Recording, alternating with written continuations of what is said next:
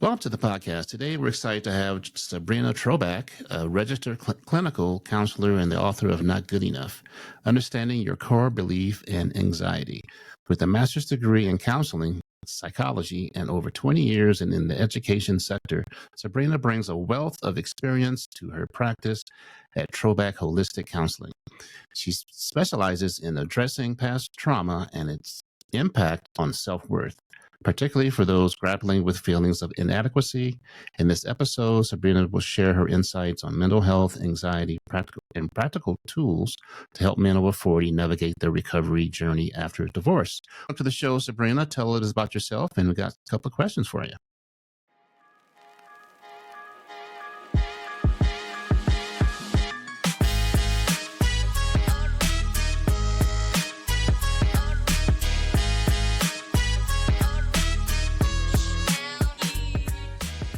Welcome to the Don't Pick the Scab podcast, with the premise of connecting men over 40 with the tools and community to thrive in their divorce recovery, either before, during, or after a divorce. Check it out. Sure. Thanks for having me, David. It's nice to be here. Like you said, I am a registered counselor in Northern British Columbia, Canada. The model of therapy that I practice really focuses on that core belief, feeling not good enough, not important, not valued. And we need to have a better understanding of what it looks like for each of us, because it can look very different individually, and increase that awareness so then we can challenge and do things different. That core belief kind of drives everything we do. So if we're not challenging and changing things at a deeper level, the chances for long-term success is going to be more impacted for sure. Well, what are some of the common core beliefs that you encounter in men over 40 recovering from divorce that take a hit? I think that all of them, the feel not good enough, they could have done something, didn't understand. One of the things that I see in my practice is often the women are by the time the woman says I'm done, that's often when the men goes, what? There's an issue. So there's a bit more of that denial that's a bit longer. So then when it finally happens, it feels like the rug is pulled out from underneath you. So that's definitely going to reinforce that not good enough core belief, but also feeling just not important, not valued, that this stuff is just happening to them and they don't really have any say or consideration in it. So I think all three of those core beliefs are pretty significantly impacted when a divorce is happening, for sure. So in your experience, how do feelings of being not good enough impact relationships after a divorce? If we feel not good enough, we often need to put guards up to protect ourselves. And so we often use a variety of different coping strategies as a way of trying to just create some disconnect, right? Separation, divorce creates a lot of emotion. As a society, we are not good at feeling emotions, and that's even more significant for men. Not supposed to feel emotions. Be tough, suck it up. You can handle it. You're supposed to be raw. You still feel emotions. That means you just have to work even harder to push them down and suppress them. So then we're looking at what are the coping strategies you use to do that.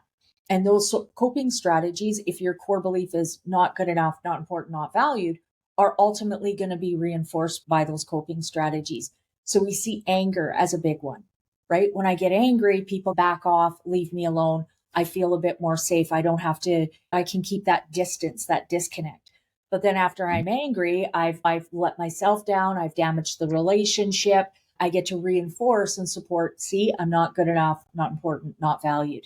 So anger is a really big one, but we also see a substance use, more alcohol, drugs, prescription medication, just checking out where we're just numbing everything, busyness, workaholic, just diving into work, not doing anything, not taking care of yourself, not eating healthy. When we're going through a lot of stress, it increases our stress level. We often need more serotonin to help us feel more calm and relaxed. One of the great ways to get serotonin in a very unhealthy way is food, especially sugars, fats, and starches. Yes. We'll often see people numbing with sugars, fats, and starches, so they get that serotonin rush.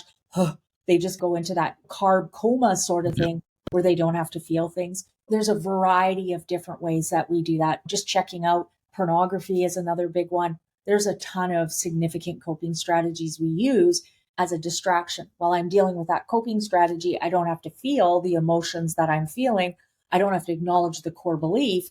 So they're pretty significant distractions for sure. So, what are some of the ways to prevent or maybe moving from those negative coping mechanisms to a positive coping mechanism?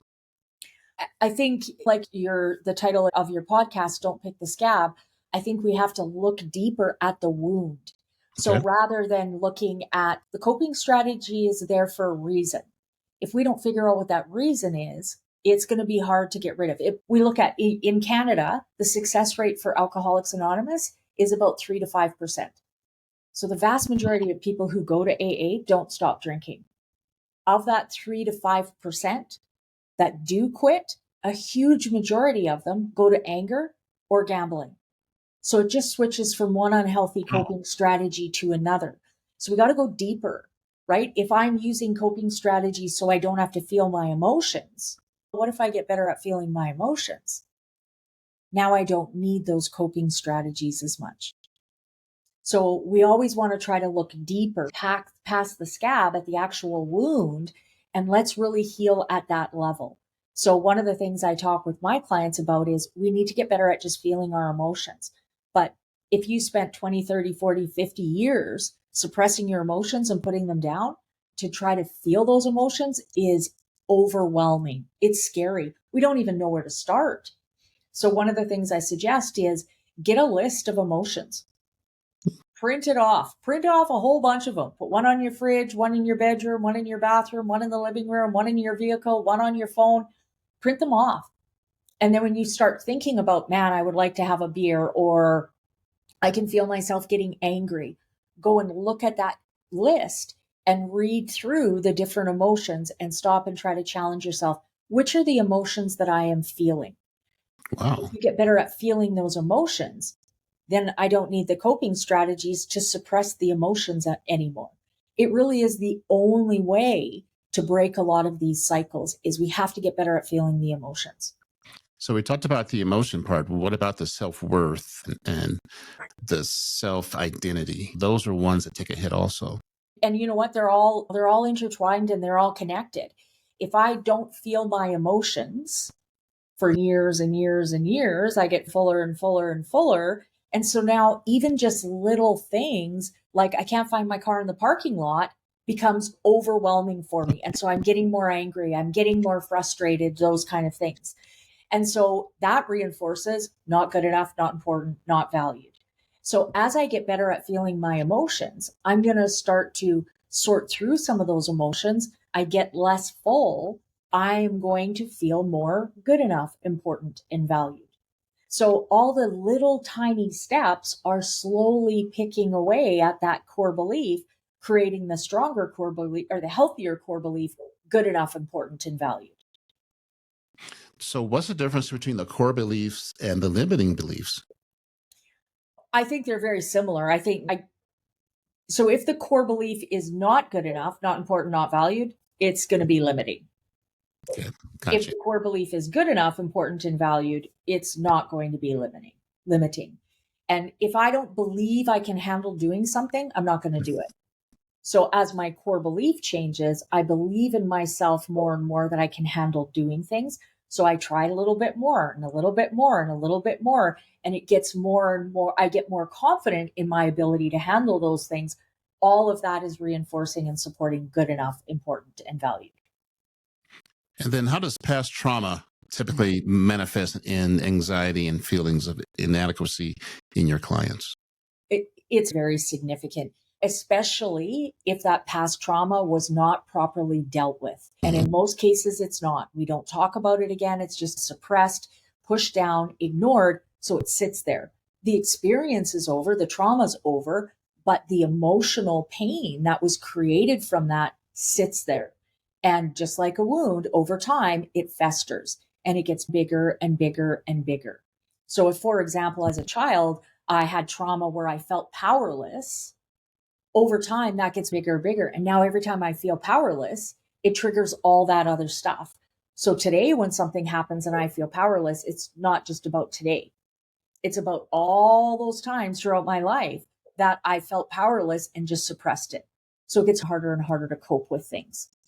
Wow. Now, if trauma is properly dealt with and we're able to sort through and figure it out, it doesn't have to have as significant an impact. It's the suppressing of the emotions around the trauma that creates a lot of the long-term issues, for sure. So I am a second generation divorce person. That plays different on your psyche from just being divorced.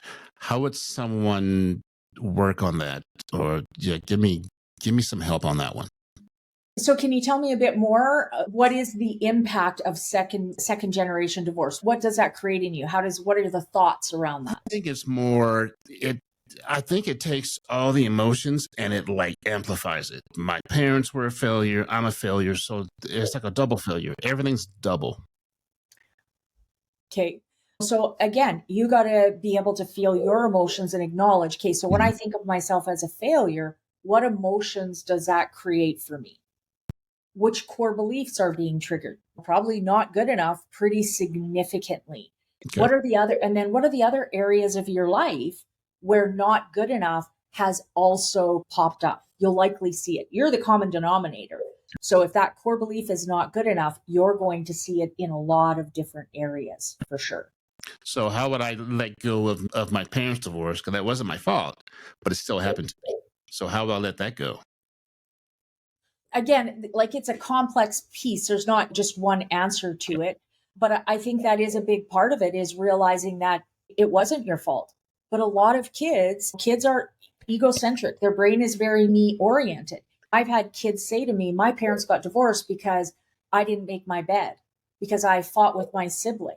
And so we internalize these things. So it really is important to go back and look at that and see, do I still blame myself in some way, shape, or form? When you're aware of what's really going on, then you can challenge and do something about it. But if you're not even aware, you can't really do anything about it. The other thing is, if your parents were divorced, that normalizes that behavior. So then there's a higher chance that you're going to be more okay to divorce, just like alcohol, right? You've got alcohol. If parents struggle with alcohol, they normalize that behavior for you, makes it much more likely that you are also going to use alcohol as a coping strategy. Suicide. We have a parent who took their life through suicide. There's a much higher risk that the children are also going to think about suicide, have suicide ideation, attempt suicide, and take their lives through suicide as well. So everything we see then becomes normalized for us, which increases the chances that we are more likely to go down that same path, for sure. Got you. Wow, that's very interesting.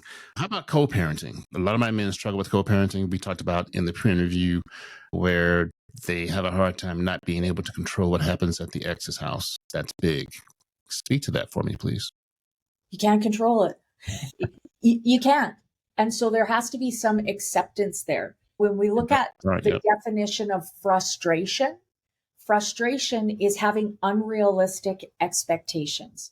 So if I'm expecting my ex to have a routine, put the kids to bed at a certain time, whatever it is, but they've never done that, well, I'm creating my own frustration because I'm expecting them to do something they haven't done. So what we have to do is look at our expectations need to be based on past behavior. So whatever's going on at your partner's house or ex-partner's house, whether it's good, bad, or in between, it is what it is. And there's nothing you can do about it. The only thing you can control is what's happening in your home.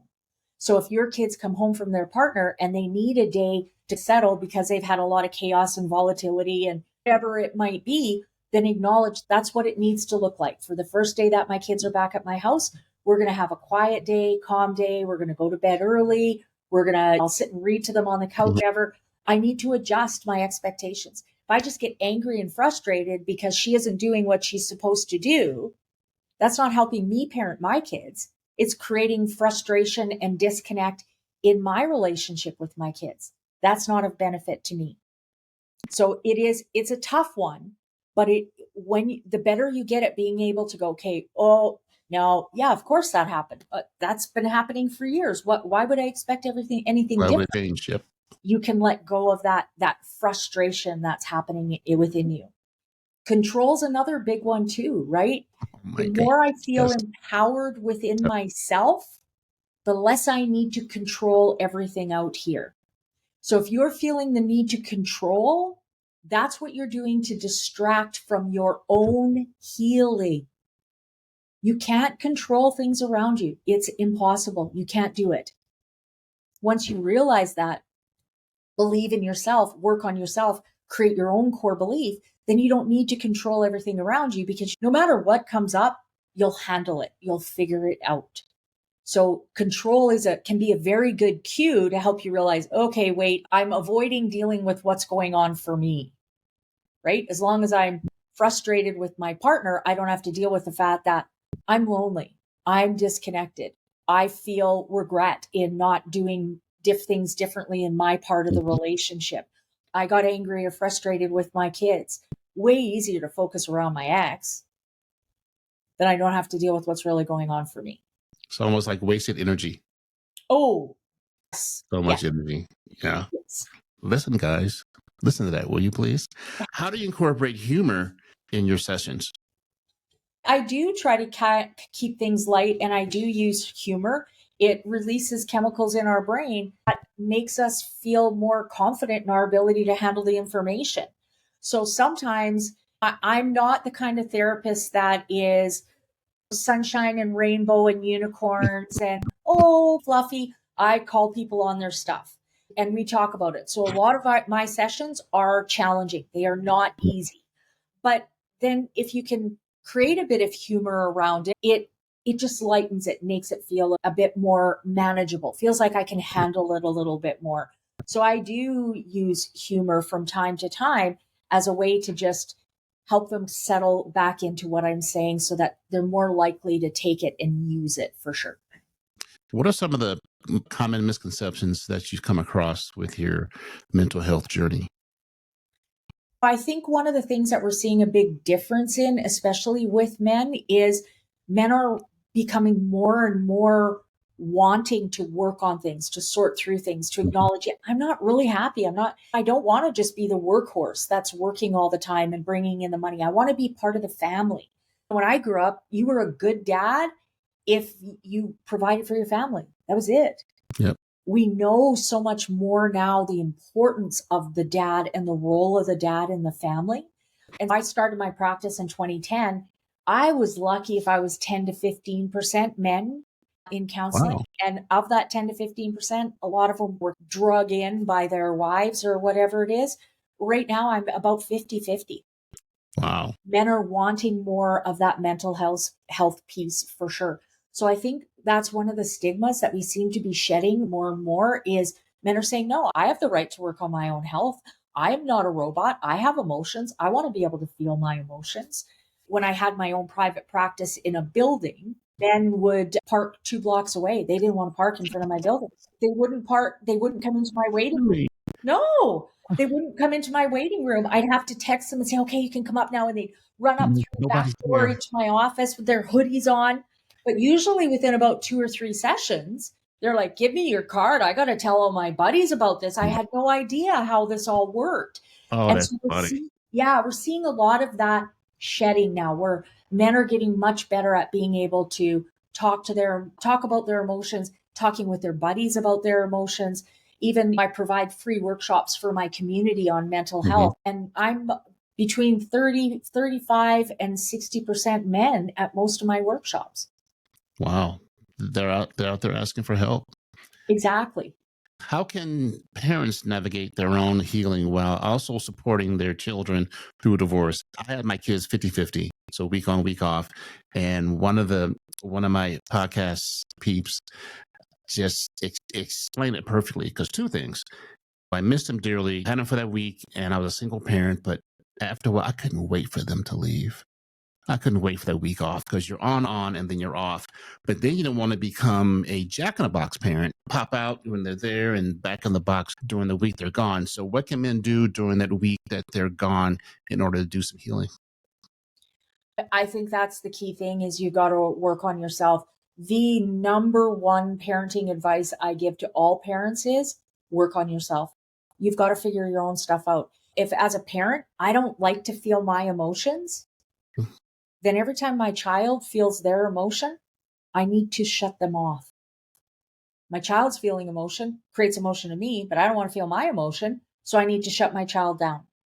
So my child breaks up with their girlfriend, let's say. Ooh, that creates emotion for me. I feel vulnerable. I feel fear. I feel rejection. I feel insecurity because I don't know how to Mhm. deal with it. Oh, don't worry about it. You'll have more loves in your life. Oh, she wasn't very nice to you anyways. Oh, you only dated for 6 months. What do you mean? It's not really that, right? Try to minimize them so they just shut down that emotion. When really they had a breakup. They should feel sad. They should feel lonely. They should feel vulnerable. They should be scared. So the better I am at feeling my emotion, the more I'm able to just sit with them in their emotion. And so we need to work on ourselves. That can be hard. That can dig up a lot of stuff. So sometimes doing that during your week off when you don't have your kids, where you can just go to bed early, Yep. be angry, go out and pound on some 2x4s with a hammer or whatever it is you need to do, and you don't have to constantly be giving to your kids, that can be a really good time to do some real work on healing on yourself for sure. What about community? How important is that? That was huge for me. That really saved my butt.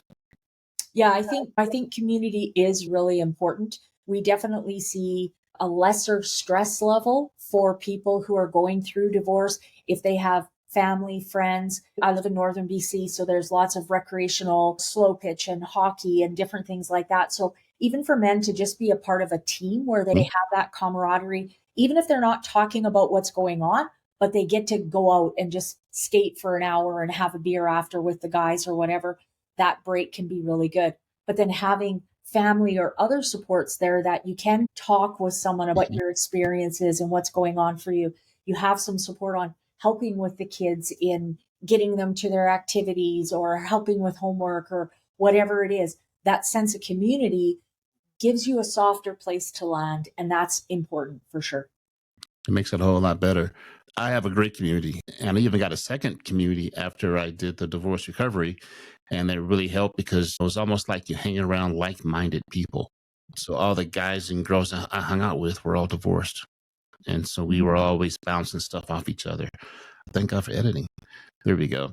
What role does self compassion play in overcoming feelings of inadequacy?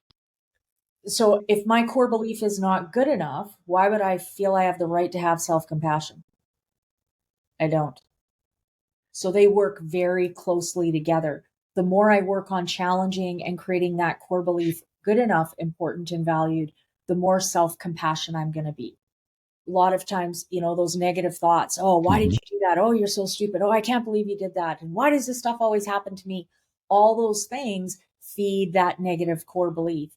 As my core belief shifts, I'm going to be more kind to myself. I'm going to take more space. We talk about the difference between selfish and self care. Yep. Selfish is I'm doing it for me. Don't really care about anyone else, period. Self care is I need to take care of me so I can be more connected and engaged with the people around me. So, yes, I'm going to take an hour and go do something for myself. But when I return, I'm going to feel more refreshed. I'm going to be able to engage, be more present, be more patient, more insightful, see things a little bit more clearly. So, self care is really vital to having a stronger family dynamic for sure. What does core beliefs play in the part of when you're healed and you want to start dating? How does that play? Our brain is like a filing cabinet. And so when we need to make a decision, our brain sorts through past experiences where we've made those previous decisions. And so if I've done a lot of work on healing and I've sorted through a lot of things and I'm feeling good enough and my anger is down and all those kind of things are going great, but I haven't dated for 15 years. When I think about dating, my brain goes back to what I was like 15 years ago when I dated. So it takes a lot of In? work to know I'm not in that place anymore. I am where I am now, but it's new. It's uncomfortable. It's awkward. There's going to be more anxiety in doing it. But one of the things that's really important in thinking about dating is we need to reevaluate what is a healthy relationship. Well, for a lot of people, not even reevaluate, just start to think about it. Think about it. We often don't have a lot of real role models of healthy relationships. We may know what I don't want to do, but we don't have a vision of what we want it to look like. If I don't have something to work towards, it's not very likely that it's going to happen. So one of the things I talk about with my single clients or clients who are divorced is make a list. Go through and write out, what is a healthy relationship? What does that look like? Break it down into as many different areas as you can: chores, responsibilities, finances, trust, loyalty, having other friendships or relationships with other people of opposite sex. How much time do you spend with your buddies? How much time do you spend, right? Blended families, that's a whole other ball of wax where you got to figure all that out. But if we have a bit of a goal or an idea of what a healthy relationship looks like, then I'm going to be more likely to step towards that. But if I don't have an idea of what that's, if my past is unhealthy relationship, if I don't do a lot of work on myself, my next relationship is going to be an unhealthy relationship. How important is gratitude, taking care of ourselves in order to move forward? Again, it's a big part of building that core belief: good enough, important, and valued. If my core belief is not good enough, not important, not valued, gratitude doesn't fit. It's not balanced, right? So we often don't go there. We more think about the negatives. What if this happened? I can't believe this happened. It's all the negative. So shifting that thinking where I think about what I do appreciate, what I do value, I'm starting to shift that whole thinking. Every time I do that, I'm also challenging and developing that core belief: good enough, important, and valued. Every night before you go to bed, think of 1, 2, 3 things that you're grateful for. And it doesn't have to be major. It probably shouldn't be major. It's those little pieces that make more of a distance. And even if it's a really bad day, you can be grateful that I got through the day and I got a good bed to sleep in and I don't have tomorrow's a restart. Those are still things to be grateful for, rather than, oh, this happened, this happened, and this happened. I handled it. Bottom line, I'm still here. It's the end of the day. Appreciating, shifting that thinking is really important for sure. And then the side note to that would be like a mindful practice. Number one, what is mindfulness? I get so many different definitions of that. And then why is that important in your healing process? And I think it depends on who you're talking to as to their definition of mindfulness. For me, mindfulness is just being more aware, being aware of what's going on, what my brain is doing, how much it's feeding that core belief: not good enough, not important, not valued, versus good enough, important, and valued, and then figuring out how to challenge it. A lot of people who have a lot of anxiety, their brain is always going really fast, and we just try to keep up. That's it. But as long as I try to keep up with, my brain just keeps going faster and faster. Mindfulness, becoming aware of, oh, my brain's racing now. Okay, I'm going to take a break and sit down and just do some breathing or go for a walk in the park or whatever it is. Slow my brain down. Now I'm going to feel more empowered with myself. But as long as we're chasing something, we're not going to feel very empowered. We need to realize, oh, you know what? It is my brain. I can control it. I can slow it down. Problem with that is brain goes, no, we've been doing this for a long time. We're not just going to give in. See, it takes practice, right? People say, I tried it, it didn't work. Nah, it takes more than a week. If your brain's been going 1,000 miles an hour for years, it's going to take time to slow it down. But even if you can slow it down for 15 seconds, a couple times a day, that's a good start. And then you just build on that. Go from there. All right, Sabrina, my men have about a half-hour attention span, but I appreciate that. You got me thinking about core beliefs now. I'm trying to think of a title, but I'm going to jazz it up a little bit. But we appreciate. Where can the people find you on the internet? Sure. Probably the best place is my website. It's trobakholistic.org. On my website is the link to all my social medias. It's got a blog section there that's 2 to 4 minute reads about different things around mental health. It's got a page there to buy my book, Not Good Enough: Understanding Your Core Belief and Anxiety. So that's probably the best place. I'm on Facebook and YouTube at Trobak Holistic Counseling. I am on Instagram at NGE for Not Good Enough, NGE_Trobak, and I am on TikTok at NGE_core_belief. And then LinkedIn, I'm Sabrina Trobak. How do you find time for all that? When you slow your brain down and focus on things, you Oh, can get, we often get very busy, but busy takes up a lot of wasted time. my core belief with that is that's a lot of stuff. We appreciate you, Sabrina. Thank you for your words of wisdom, and we definitely going to have to come back with some more questions for you.